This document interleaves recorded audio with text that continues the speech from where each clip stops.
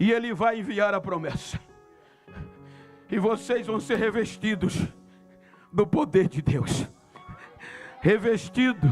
Veja que a palavra revestido tem um prefixo. Re é aquilo que já foi vestido. Lembra que eu disse ontem que Adão ficou nu, era revestido. A pureza do Espírito Santo ligava Adão a Deus. O pecado deixou ele nu. Agora a promessa para nós era que o que Adão perdeu ia ser devolvido. Nós íamos ser vestidos. É como eu perder o meu paletó e depois alguém achar e me dar de novo e eu ser revestido. Aí ele vai, pagou o preço, aí ressuscita no terceiro dia, e a primeira palavra é dar volta dele. Veja que ele vai restaurar. Ficai em Jerusalém, até que do alto sejais revestidos do poder. A força e a coragem viria dali, porque Jerusalém era o lugar mais impróprio de esperar a promessa. 90% do ministério de Jesus se deu na Galileia.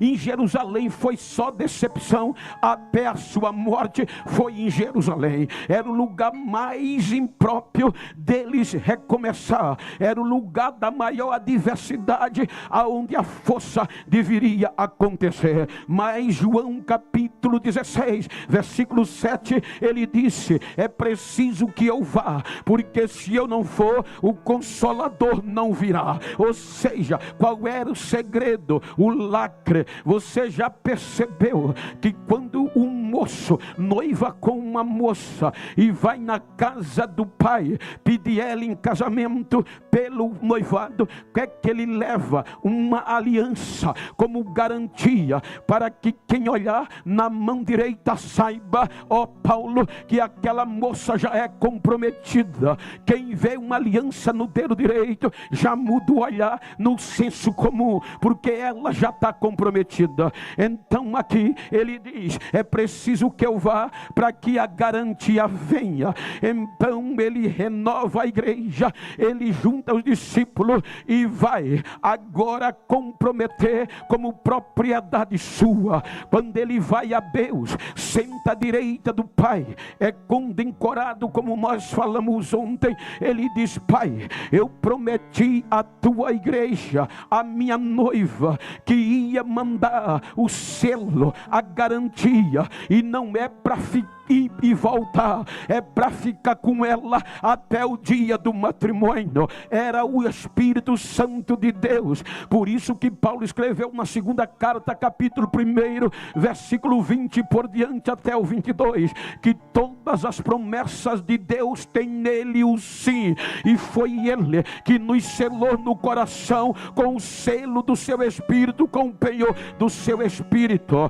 Então agora ele senta à direita do Pai, e aonde está a igreja? Trancafiada, esperando o selo, esperando a garantia, esperando o penhor. O penhor é um poder que igual a mim, que vai dar garantia de que aquela propriedade já me pertence por meio de um pagamento, no caso o dote. Então quando ele chega diante do Pai, ele vai pedir ao Pai: derrama sobre ela o selo, a garantia como minha propriedade. É por isso que Lucas diz que na adversidade, escondidos, veja, dificuldade geográfica, dificuldade cultural, geográfica. Jerusalém era o lugar mais impróprio, cultural, analfabetos. Do outro lado foi dito só doutor, era dificuldade para todo lado. Aí diz Lucas que de repente desce do céu um barulho de um vento impetuoso e veemente, e enche toda a casa. Ou seja, e foram vistas sobre eles línguas repartidas como que de fogo, conforme o Espírito concedia que falasse. E todos foram cheios do Espírito Santo de Deus. Ou seja, O Pentecoste foi o selo que Deus mandou por meio do seu Espírito, para que o Consolador venha. E qual é a função do Consolador no noivado? É que quando ele está, ele manda. Quando alguém quer chavecar a noiva, ele chega e diz: eu sou maior do que ele, eu sou melhor do que ele, eu te amo mais do que ele. Ou seja, quando a noiva está triste, ele renova. Quando a noiva quer desanimar, ele a levanta e diz: a proposta está de pé. Quando a dificuldade vem, ele está lá dizendo: a proposta está de pé. Eu sou a garantia que a promessa está de pé. A promessa está de pé. Quem tem esse selo? Quem tem esse selo? Quem foi selado pelo Espírito Santo de Deus? Ele vai para o Pai. E os anjos vêm e dizem: por que vocês estão perplexos? Este mesmo Jesus que vocês viram subir, ele voltará outra vez. Agora, gente, aonde esses homens foram buscar forças? Todas as dificuldades, o barulho do derramamento do Espírito, não era só zoada. A Bíblia diz que atraiu quase 6.000 pessoas na lógica humana. Doutores, sacerdotes, pessoas do mundo todo que estavam por conta do Pentecoste. E eles viam e ouviam e se maravilhavam.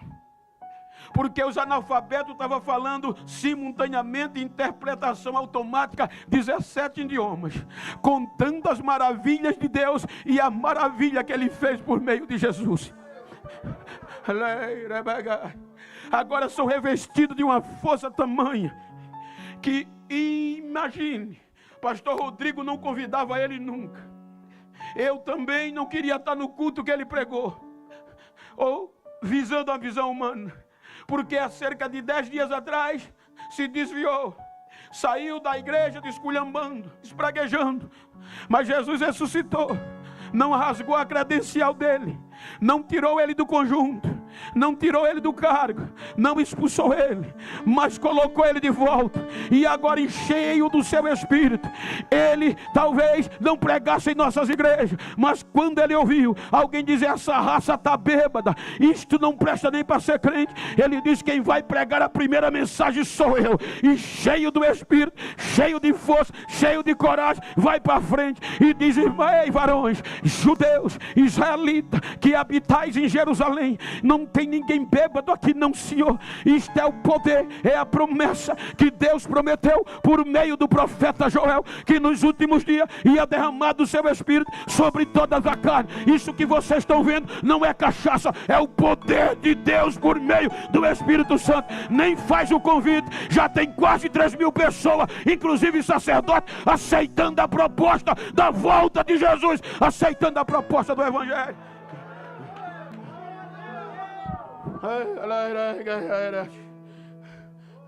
Sacudiu Jerusalém,